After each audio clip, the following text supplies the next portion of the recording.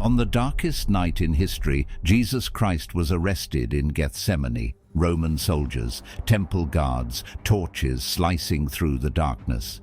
But where did they take him first?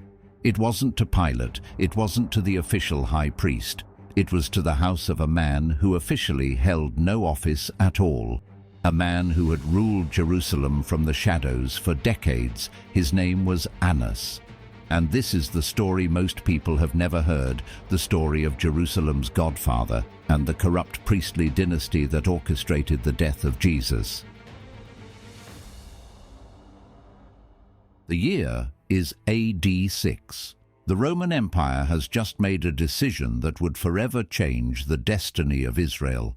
Archelaus, son of Herod the Great, had been deposed and exiled to Gaul.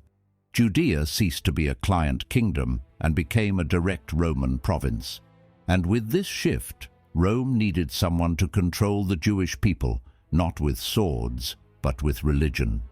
Quirinius, the Roman governor of Syria, looked toward Jerusalem and made a calculated choice.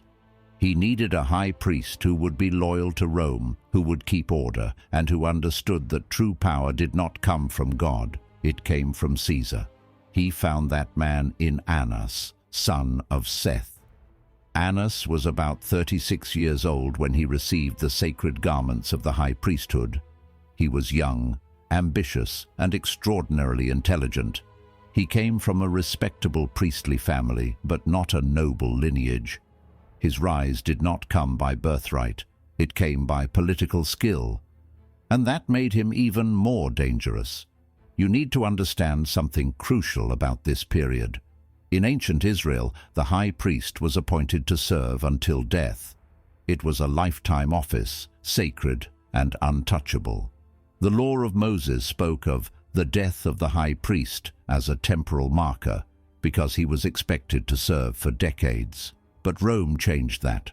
Rome turned the high priesthood into a political bargaining chip, and Annas was the first to master this new game. For 9 years, from AD 6 to 15, Annas served as the official high priest. These were years of consolidation, years of building alliances, years in which he wove a network of influence that penetrated every corner of the Jerusalem temple. He controlled who sold animals for sacrifice. He controlled who exchanged foreign coins for temple shekels. He controlled who had access to the sacred treasury. But then, in AD 15, the Roman procurator Valerius Gratus did something unexpected. He removed Annas from office. The official reason, according to historical sources, was that Annas was imposing and executing capital sentences that had been forbidden by the imperial government. In other words, Annas was too powerful, too independent, too dangerous even for Rome. Any other man would have faded into obscurity.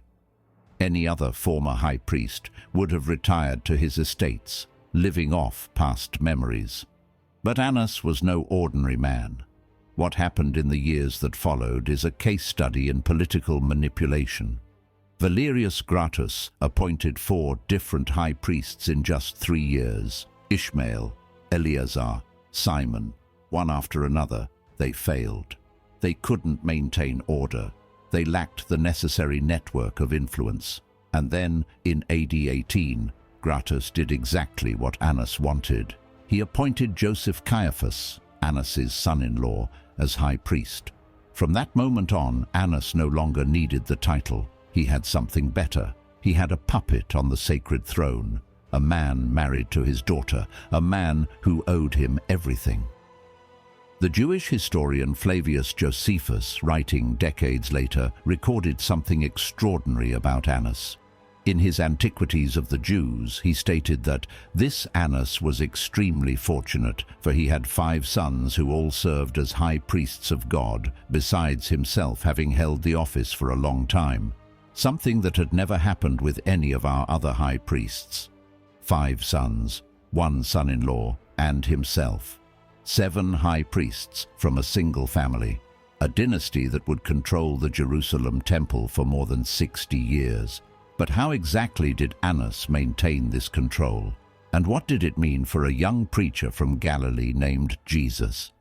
The answer lies in the bazaars on the Mount of Olives and in the river of money that flowed through them.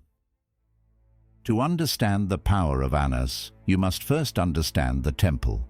The second temple of Jerusalem wasn't just a place of worship. It was the beating heart of the entire Jewish nation. It was the only place on earth where sacrifices could be offered to the God of Israel. Jews from all over the ancient world, from Babylon, Rome, Egypt, Greece, traveled hundreds, sometimes thousands of kilometers to worship there. And when they arrived, they needed two things: pure animals for sacrifice and approved currency for offerings. And this is where the family of Annas built its empire. The Babylonian Talmud, in Tractat Pesachim 57a, preserves a lament that echoes through the centuries. The words are attributed to Abba Shaul ben Batnit, a contemporary of those events. And they reveal what ordinary people in Jerusalem truly thought about the priestly elite. Woe is me because of the house of Boethus. Woe is me because of their staves. Woe is me because of the house of Hanin. Woe is me because of their whispering. Woe is me because of the house of Cathros. Woe is me because of their pens. Woe is me because of the house of Ishmael ben Fiabi. Woe is me because of their fists. Hanin. In Hebrew, Hanan. It is the original name of Annas. And what does woe is me because of their whispering mean? The Hebrew word used is lechi-shatan, lahi-shatan. It carries connotations of conspiracy, intrigue, decisions made in secret rooms, away from the eyes of the people, whispers that destroyed careers, whispers that ruined lives, whispers that would eventually condemn the Son of God. But the lament doesn't end there. The Talmudic text continues describing the system. For they are the high priests, and their sons are treasurers, and their sons-in-law are overseers, and their servants beat the people with clubs. You are hearing correctly. This is not a Christian accusation. This is not New Testament propaganda. This is Jewish rabbinic literature preserved by Israel's own teachers, describing the family of Annas as a criminal organization that exploited the people of God. Here's how the system worked. On the Mount of Olives, east of Jerusalem, there were 4 commercial establishments known as the bazaars of the sons of Annas, in Hebrew, Chanuyot Bene Shanan. The Jerusalem Talmud, in Tractate Tanit, records their location and purpose. These bazaars sold doves, lambs, and other animals required for temple sacrifices. But there was a convenient problem. Any animal a pilgrim brought from home, a carefully raised lamb, a flawless dove, had to be inspected by the priests before being accepted for sacrifice. And guess who controlled the inspectors? The family of Annas. And guess how many outside animals passed inspection? Almost none. The result was predictable. Pilgrims were forced to buy animals from the official bazaars. Animals that cost 10, 15, sometimes 20 times more than the market price. The Mishnah records that at one point a pair of doves, the offering of the poorest, reached the price of a gold denarius, a fortune for a peasant family. And then there were the money changers. The law of Moses required the temple tax to be paid in Tyrian shekels, a specific coin considered the purest in silver content. Roman, Greek, or other provincial coins were not accepted, so exchange tables were set up in the temple courts. The exchange rate? Between 4 and 8%. And who authorized these tables? Who received a percentage of every transaction? You already know the answer. Flavius Josephus, in his Antiquities, describes Annas with a revealing phrase. He was a great hoarder of money, not a pious man, not a servant of God, a hoarder of money. And the temple of the Most High God was his money-making machine. 3 years before the destruction of Jerusalem in AD 67, something extraordinary happened. The people revolted. Enraged crowds marched to the Mount of Olives and destroyed the bazaars of Annas's family. The Talmud records that this happened because of the sinful greed that characterized their dealings. But that was still decades in the future. At the moment when Jesus of Nazareth began his public ministry, the dynasty of Annas was at the height of its power. Caiaphas sat on the official throne. The sons of Annas controlled key positions, and Annas himself, now an elderly but still formidable man, ruled everything from the shadows. And then, one day, a Galilean preacher walked into the temple with a whip of cords. It was spring, Passover was approaching, and Jerusalem was swelling with life. From every direction, pilgrims converged upon the holy city.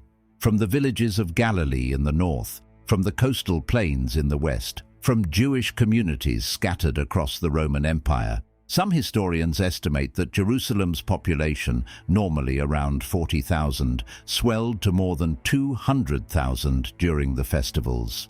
The narrow streets overflowed. The air smelled of incense, sweat, and expectation. And at some point during that week, Jesus of Nazareth walked through the gates of the temple. The Gospel of John places this event at the beginning of Jesus' ministry. The Synoptic Gospels, Matthew, Mark, and Luke, place it in the final week, immediately after the triumphal entry into Jerusalem. Many scholars believe Jesus cleansed the temple twice, but regardless of the chronology, the meaning remains the same. What Jesus saw that day was nothing new. The money changers had been there for years. The animal sellers occupied their designated stalls. The sound of coins clinking, animals bleating, merchants shouting prices. All of it had become part of the temple's ambient noise. But Jesus did not see mere commerce. He saw desecration. John 2 records what happened next. Jesus made a whip of cords. It wasn't an impulsive act. Making a whip takes time. It was deliberate, calculated, and then he took action. He drove them all out of the temple along with the sheep and oxen. He poured out the money of the changers. He overturned their tables. And to those who sold doves, the sacrifice of the poor, the most profitable product of Annas's bazaars, he commanded, "Take these things hence. Make not my Father's house an house of merchandise." In Mark 11, the words are even sharper. Jesus quoted Isaiah and Jeremiah in one devastating sentence. "Is it not written, My house shall be called of all nations the house of prayer, but ye have made it a den of thieves." A den of thieves. Feel the weight of those words. Jesus did not say market. He did not say fair. He said den of thieves, a hideout for criminals. And everyone standing there that day knew exactly whom he was accusing. Those tables belonged to the family of Annas. Those sellers operated under the license of Annas. Those obscene profits flowed into the coffers of Annas. And now, before thousands of witnesses, a Galilean preacher was calling the entire operation what it truly was: organized theft. The implications were explosive. If Jesus was right, then Annas was not a servant of God, he was a thief. If Jesus was right, then the temple was not being administered for the glory of the Most High. It was being exploited for the enrichment of a single family. If Jesus was right, then the entire religious system of Israel was fundamentally corrupt. And there was something else, something that made this confrontation personal. The Gospel of John records that the disciples, observing the scene, remembered the words of Psalm 69, "The zeal of thine house hath eaten me up." But the religious leaders remembered something else. They asked Jesus, "What signs showest thou unto us, seeing that thou doest these things?" It was a loaded question. They were demanding credentials. Who gave you the authority to challenge our system? By what power do you act like this? Jesus' answer was enigmatic and prophetic. "Destroy this temple, and in 3 days I will raise it up." The Jews scoffed. "This temple took 46 years to build, and you will raise it up in 3 days. They did not understand that Jesus was speaking of the temple of his body, of his death and resurrection. But unknowingly, they recorded his words. And years later, at Jesus' trial, false witnesses would distort this very statement to condemn him. That day, in the temple courtyard, a line was crossed. Mark 11:18 records the immediate reaction. "And the scribes and chief priests heard it, and sought how they might destroy him, for they feared him, because all the people was astonished at his doctrine. There it was, in one sentence. They sought how they might destroy him. Jesus had not merely offended religious sensitivities. He had attacked the source of wealth and power of the most influential family in Jerusalem. He had publicly exposed their corruption. He had threatened to dismantle the system that had kept them in control for decades.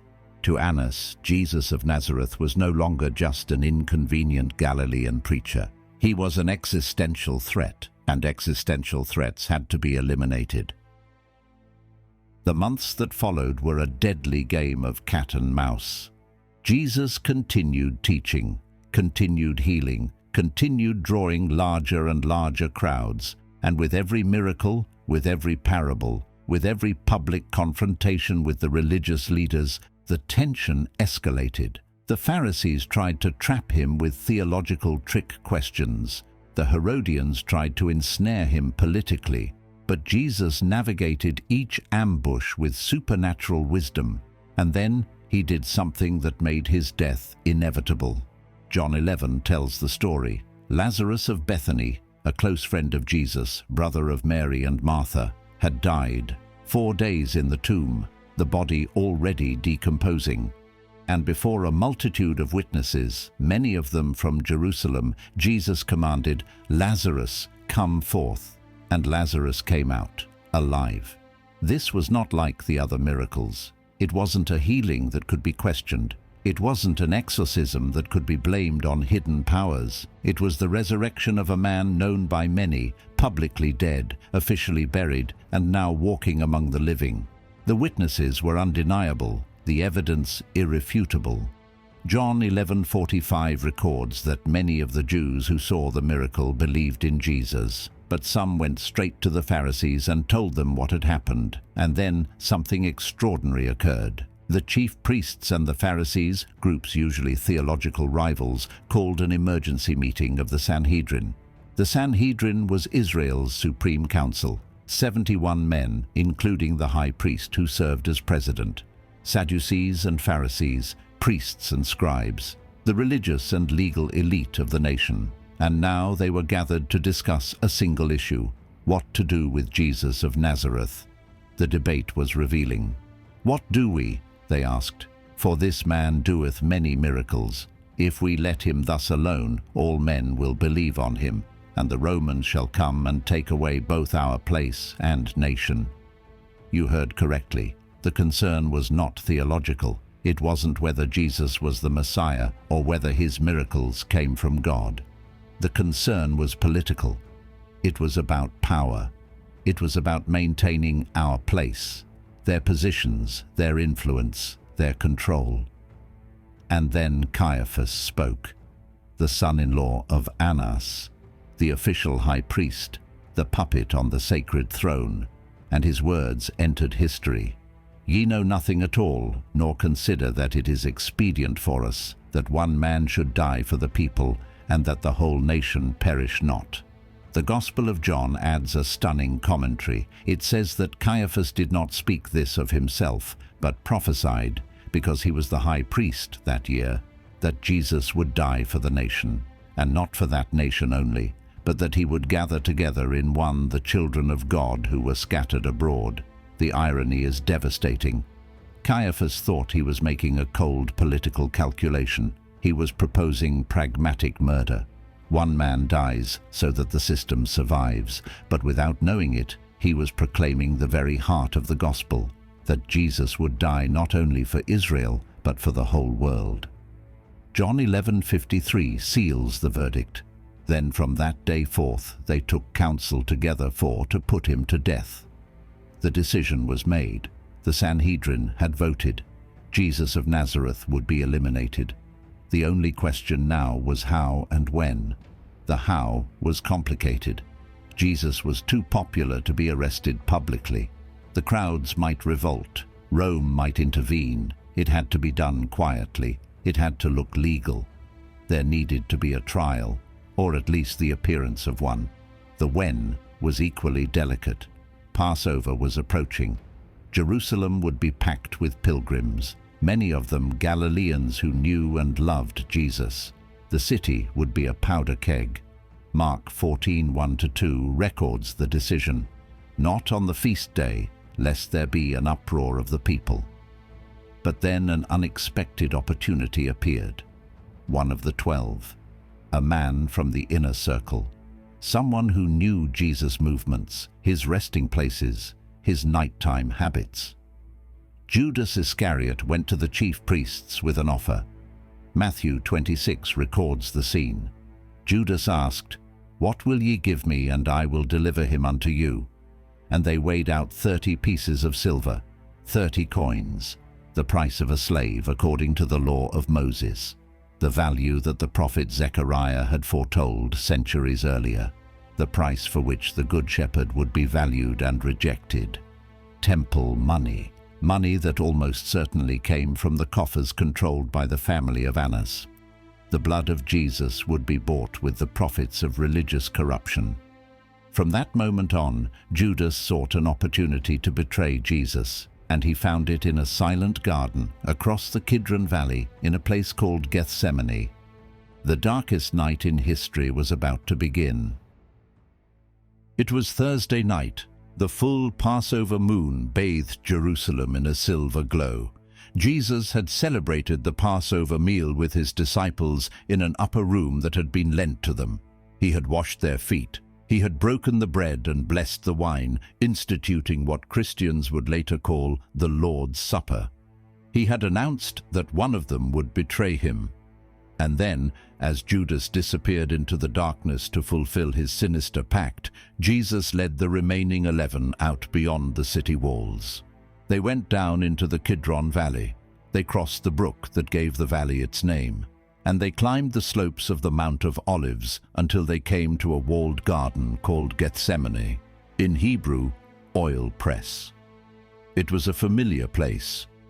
John 18:2 mentions that Jesus often met there with his disciples. Judas knew the location, and that is exactly why he chose it for the betrayal. What happened in the hours that followed in Gethsemane stands among the most intense passages in all of Scripture. Jesus withdrew from the disciples to pray.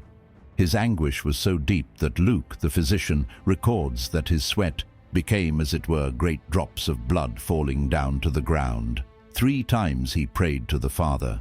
3 times he asked that, if possible, that cup might pass from him.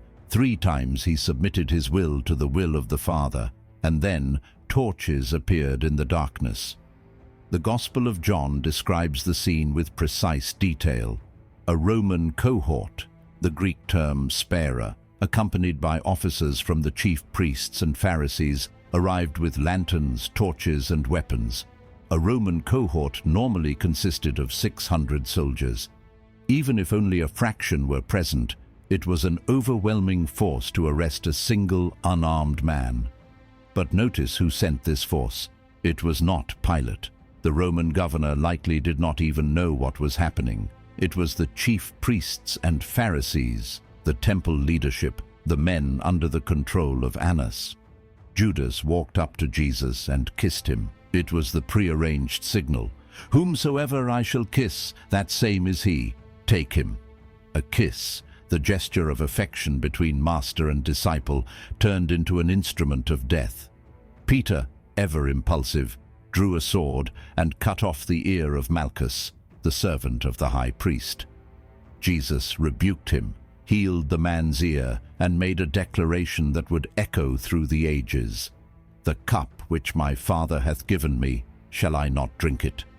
Then the cohort, the commander and the officers of the Jews, took Jesus and bound him. And here is the crucial detail that many Bible readers miss. John 18:13 says, "And led him away to Annas first, for he was father-in-law to Caiaphas, which was the high priest that same year." To Annas first, not to Caiaphas, the official high priest, not to the Sanhedrin, the legitimate court, not to Pilate, the Roman authority.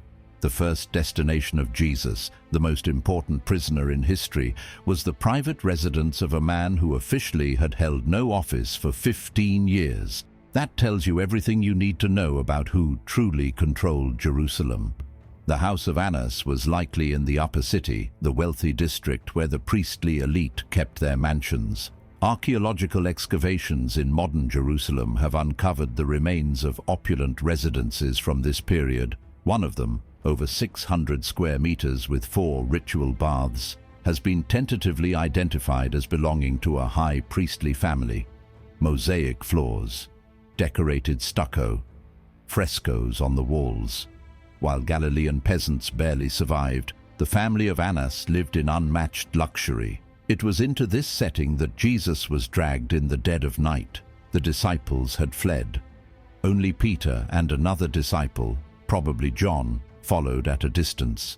The other disciple, who was known unto the high priest, managed to enter the courtyard. Peter stayed outside until the other disciple spoke to the doorkeeper and brought him in. There, while Jesus was being questioned in the inner rooms, Peter warmed himself by a fire in the courtyard. And there, 3 times before the rooster crowed, he would deny knowing his master. But what was happening inside was even darker. Annas, the godfather of Jerusalem, finally had Jesus exactly where he wanted him, and the interrogation that followed would violate virtually every rule of Jewish justice.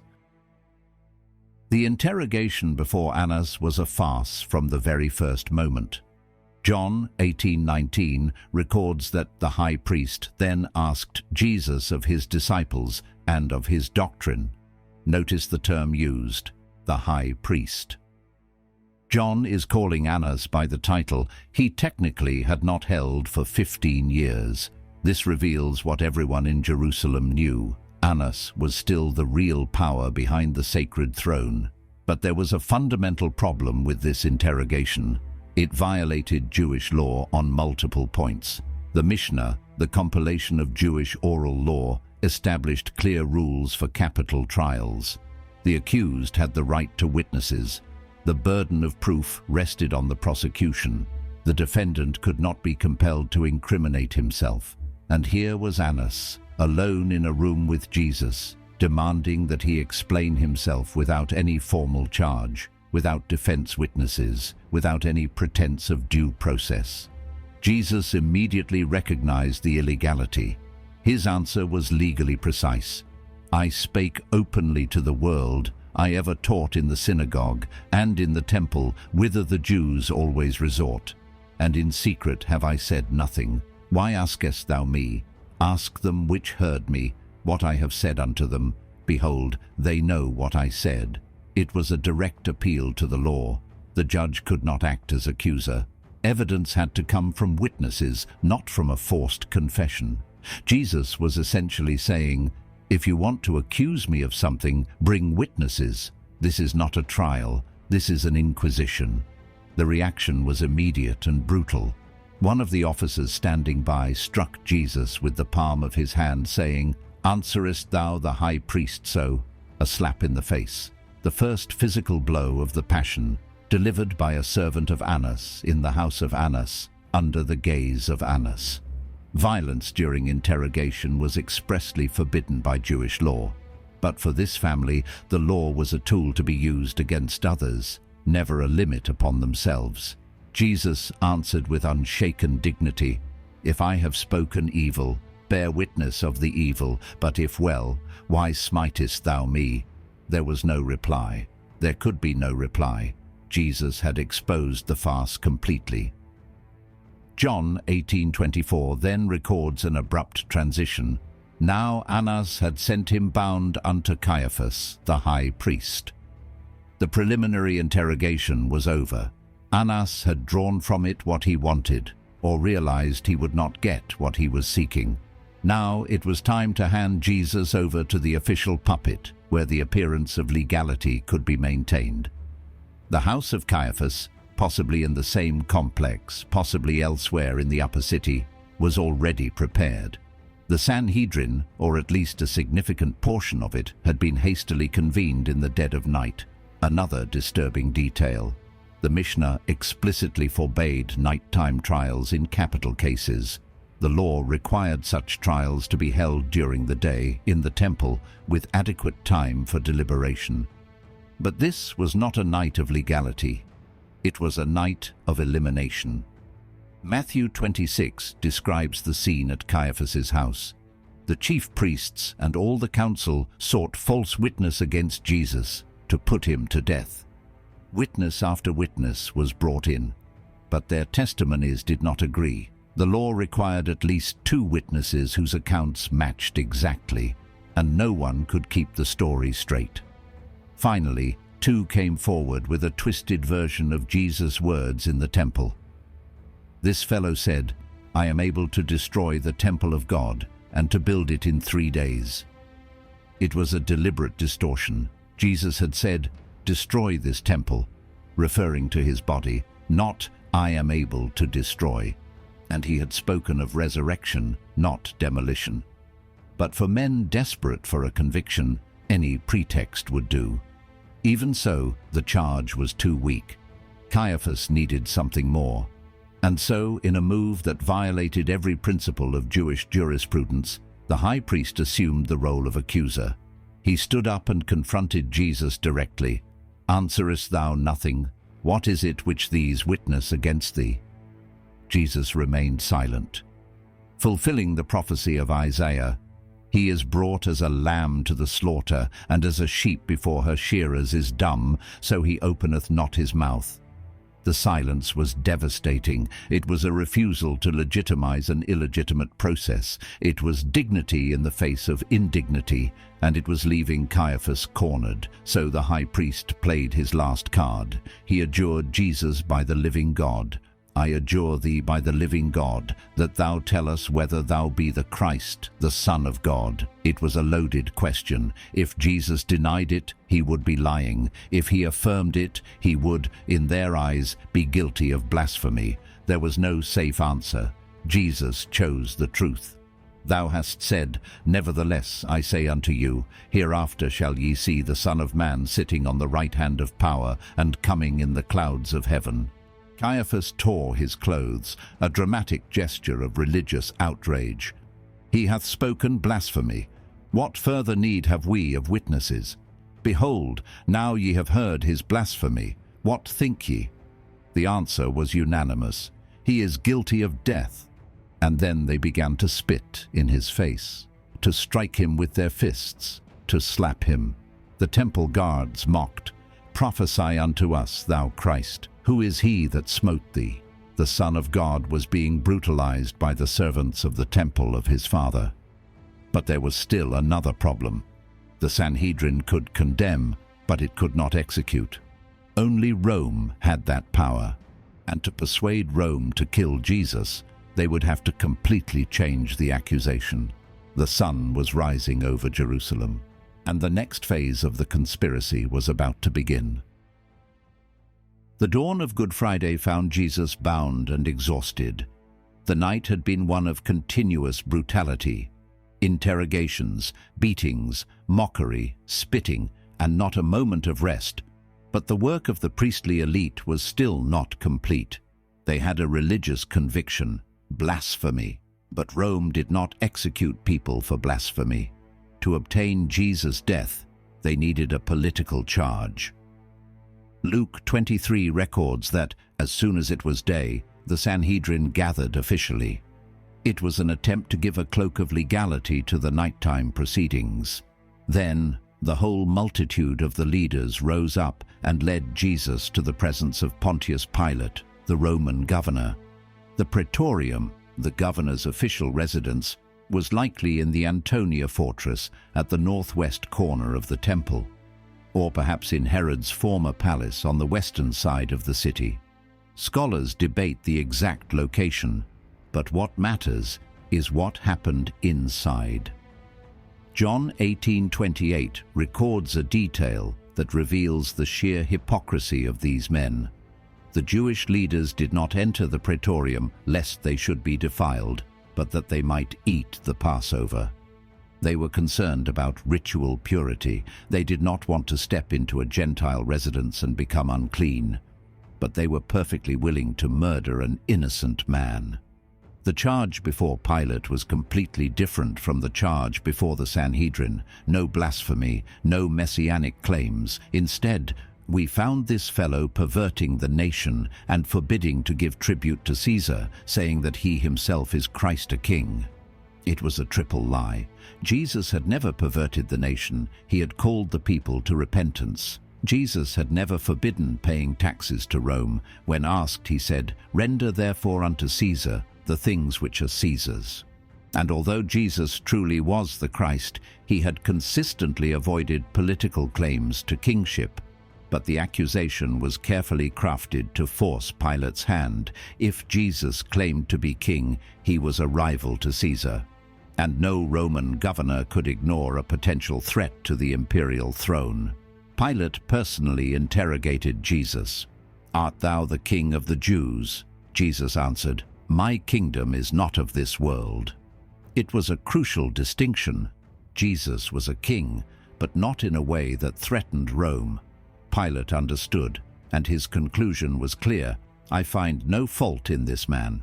3 times, according to the Gospels, Pilate declared Jesus innocent. 3 times he tried to release him. He sent him to Herod Antipas, who also found no guilt. He offered to set him free as part of the Passover amnesty. He had him brutally scourged, hoping this would satisfy the bloodlust of the accusers. Nothing worked. The chief priests had done their work well. The crowd gathered before the praetorium, likely not Galilean pilgrims, but a mob organized by the temple servants, shouted in unison, "Crucify him! Crucify him!" And then came the threat that sealed Jesus' fate. John 19:12 records the words that broke Pilate's resistance. "If thou let this man go, thou art not Caesar's friend. Whosoever maketh himself a king speaketh against Caesar." It was pure political blackmail. Pilate was already in a precarious position with Rome. His patron Sejanus had fallen from favor and been executed. Emperor Tiberius was notoriously paranoid. An accusation that he had protected a rival to Caesar could mean the end of Pilate's career, or the end of his life. The governor gave in. He washed his hands in front of the crowd, declaring himself innocent of that man's blood. Matthew 27:25 records the terrifying response. "His blood be on us and on our children." Jesus was handed over to be crucified. The Roman soldiers did their work with brutal efficiency: a crown of thorns, a purple robe in mockery, spitting, blows, and then the Via Dolorosa, the way to Golgotha, the place of a skull. At 9 in the morning, according to Mark, the nails pierced his hands and feet. The cross was raised, and between 2 thieves, the King of Kings was hung between heaven and earth.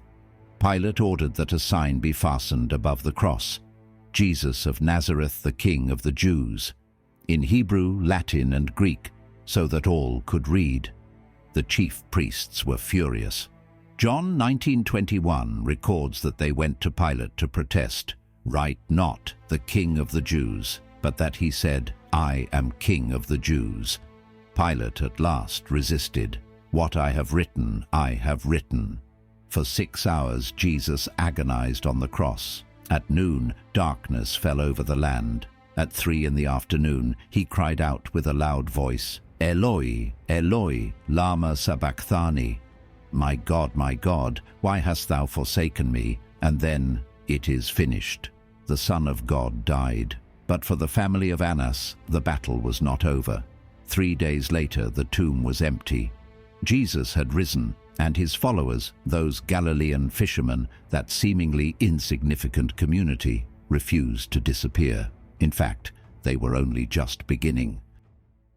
50 days after Passover, Jerusalem was crowded once again. It was Pentecost, the Feast of Harvest, also called the Feast of Weeks.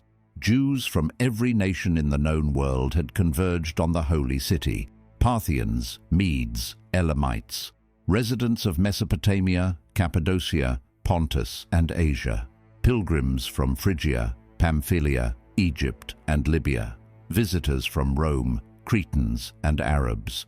A multilingual multitude gathered to celebrate the giving of the law at Sinai. And then, around 9 in the morning, something extraordinary happened. A sound like a rushing, mighty wind filled the house where the disciples were gathered. Tongues like fire appeared and rested on each of them, and they began to speak in other tongues, not incoherent babbling, but real languages understood by the foreign pilgrims listening to them. Peter, the same Peter who had denied Jesus 3 times, stood up and preached. He openly accused the leaders of Jerusalem. "This Jesus, whom ye have crucified, God hath made both Lord and Christ." 3,000 people believed that day and were baptized. The early church had been born. For Annas and his family, it was a nightmare. The man they had killed was being proclaimed alive, risen, exalted at the right hand of God, and thousands were believing. Every day, more people joined the movement. The apostles were teaching in the temple, in Annas's own territory, and crowds were flocking to them. Acts 3 records the event that forced a direct confrontation. Peter and John went up to the temple at the hour of prayer, 3 in the afternoon. At the gate called Beautiful, a man lame from birth was begging for alms. He was over 40 years old, a lifetime of disability, and before dozens of witnesses, Peter said, "In the name of Jesus Christ of Nazareth, rise up and walk." The man did not merely walk, he leaped. He went into the temple walking and leaping and praising God. The people ran together to see the miracle, and Peter seized the moment to preach about Jesus once again. The priests could no longer ignore what was happening. Acts 4:1-3 describes the response. "And as they spake unto the people, the priests and the captain of the temple and the Sadducees came upon them, being grieved that they taught the people, and preached through Jesus the resurrection from the dead. And they laid hands on them, and put them in hold unto the next day, for it was now eventide." Notice who led the opposition. Priests, the captain of the temple, an officer who reported directly to the high priest, and Sadducees, the religious party of the family of Annas. This was not a spontaneous reaction from the people. It was a coordinated operation by the temple elite. The next day, the Sanhedrin assembled, and Acts 4:6 preserves an extraordinary list. Annas the high priest, and Caiaphas, and John, and Alexander, and as many as were of the kindred of the high priest. There it is, Annas listed first, still called the high priest, still presiding, still in control. Caiaphas, his son-in-law, appears second. Then other members of the priestly family. Decades had passed since Annas was officially deposed by Rome, but he was still commanding Israel's supreme council. The question they asked Peter and John echoed the question once put to Jesus in the temple. "By what power or by what name have ye done this?" Peter's answer was bold to the point of recklessness. "Be it known unto you all, and to all the people of Israel, that by the name of Jesus Christ of Nazareth, whom ye crucified, whom God raised from the dead, even by him doth this man stand here before you whole." And then came a declaration that resounds through the ages. "Neither is there salvation in any other, for there is none other name under heaven given among men, whereby we must be saved." The Sanhedrin was left speechless. The healed man stood there with them, undeniable. The apostles spoke with authority and courage, though they were unlearned and ignorant men, and the people were glorifying God for the miracle. They could not punish Peter and John without provoking a riot, so they severely threatened them not to speak any more in the name of Jesus. The reply was defiant. "Whether it be right in the sight of God to hearken unto you more than unto God, judge ye." The apostles were released, but the persecution would not stop. Stephen would be stoned. James, the brother of John, would be beheaded by Herod Agrippa.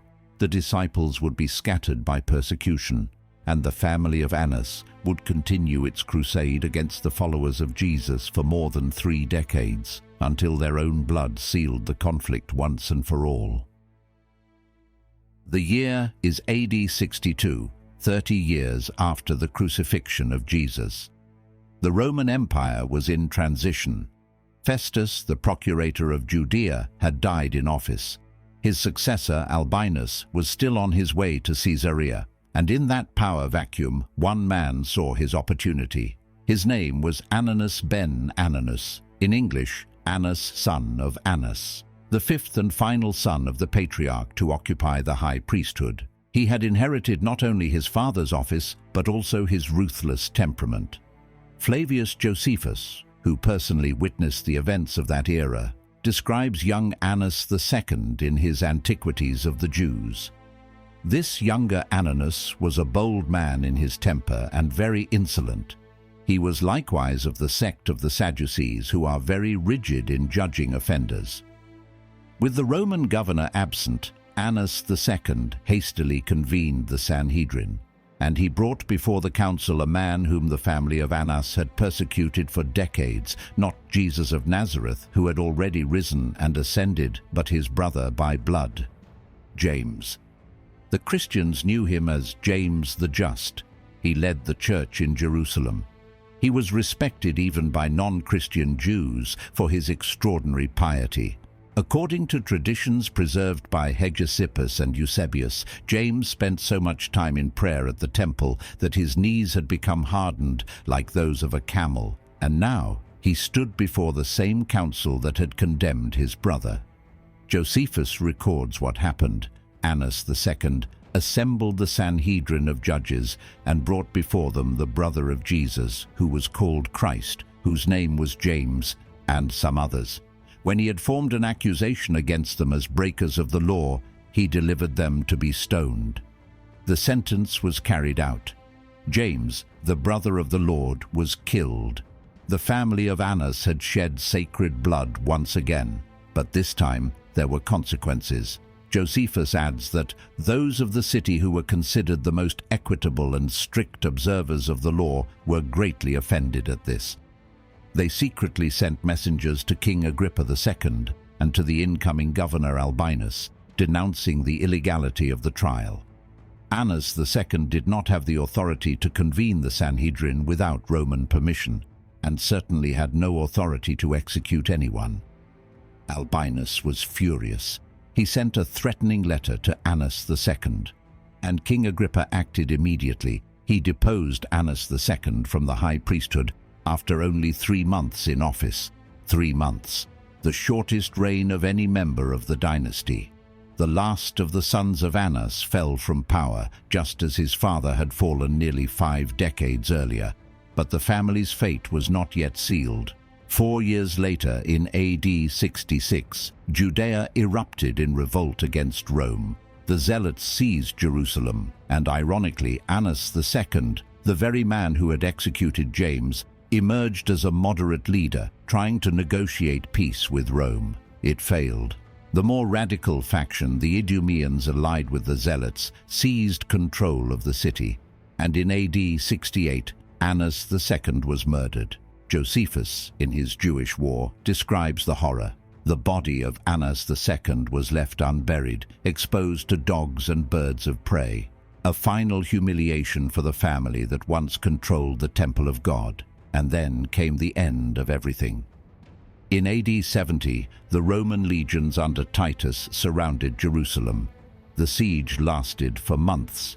Famine ravaged the city. Josephus records unimaginable horrors, mothers eating their own children, corpses piled in the streets, the absolute despair of a trapped people. On the 9th of Av, a date that would become synonymous with tragedy on the Jewish calendar, the Romans stormed the Temple Mount. The sanctuary was set on fire. Flames consumed the gold, the wood, the sacred veils. All that remained were the massive retaining stones, what we now know as the Western Wall. The Second Temple was destroyed, the sacrificial system ended, the high priesthood ceased, and with it, the dynasty of Annas vanished from history. Just 3 years before the destruction, the Talmud records that enraged crowds had destroyed the bazaars of the sons of Annas on the Mount of Olives because of the sinful greed that characterized their dealings. The people had finally risen against the family that exploited them for generations. The Sadducees, the party of Annas, whose theology denied the resurrection, became extinct. Without the temple, they had no reason to exist. The Judaism that survived was rabbinic Judaism, shaped by the Pharisees, not the priestly Judaism of the Sadducees. The irony is impossible to ignore. Annas and his family had killed Jesus to preserve our place and our nation, and they lost both. The temple was destroyed, the nation was scattered, their place turned to ashes. But the movement they tried to crush, that movement not only survived, it conquered the world. For centuries, critics questioned the historical accuracy of the biblical accounts. Were Annas and Caiaphas real figures or literary inventions? Did the trial of Jesus really happen as the Gospels describe? Was there truly a corrupt priestly elite controlling the temple? And then the earth began to speak. November 1990. Workers building a recreational park in the Peace Forest south of Jerusalem were operating a backhoe when the ground collapsed. The roof of an ancient burial cave had given way, revealing a secret hidden for 2 millennia. Zvi Greenhut of the Israel Antiquities Authority was called to investigate. What he found exceeded all expectations. Inside the cave were 12 ossuaries, limestone boxes used in the 1st century to store bones after the body decomposed. It was a common practice among wealthy Jews of that era. One ossuary drew immediate attention. It was extraordinarily ornate, decorated with 6-petal rosettes inside circles framed by palm branch patterns. Traces of orange paint were still visible after 20 centuries, and on the side, an inscription in Aramaic, Ychiv Bar Kippur Yehoseph Bar Caiaphas, Joseph, son of Caiaphas. Hearts raced. Could it be?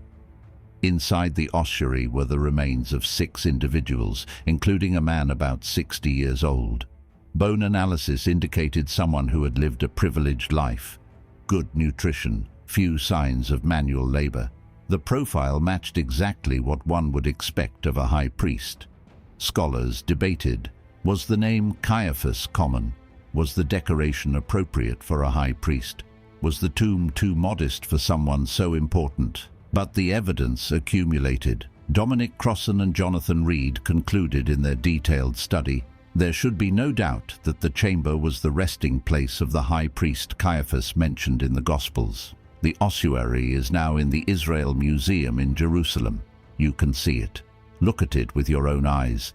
The container that once held the bones of the man who condemned Jesus for blasphemy. But the discoveries did not end there. In 2011, the Israel Antiquities Authority announced another extraordinary find, the ossuary of Miriam.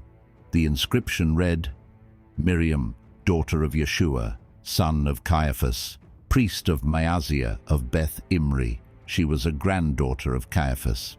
And the inscription revealed a crucial detail. The family of Caiaphas belonged to the 24th priestly division, Maaziah, the last of the divisions established by David in 1 Chronicles 24. It was not a top-tier family, which explains why they needed to marry into the dynasty of Annas to attain the high priesthood. Archaeology was confirming the marriage politics described in the Gospels. And what about Annas? Archaeologists Lean and Kathleen Rittmeyer proposed a fascinating identification. In the region of Akeldama, the field of blood purchased with Judas's 30 pieces of silver, an ancient tomb with exceptional decoration was discovered. Josephus mentions that the Roman siege wall passed by the monument of Ananus the high priest, precisely in this location. The tomb contains one of the most detailed stone carvings of the Jerusalem temple ever found, clearly made by someone intimately familiar with the sanctuary.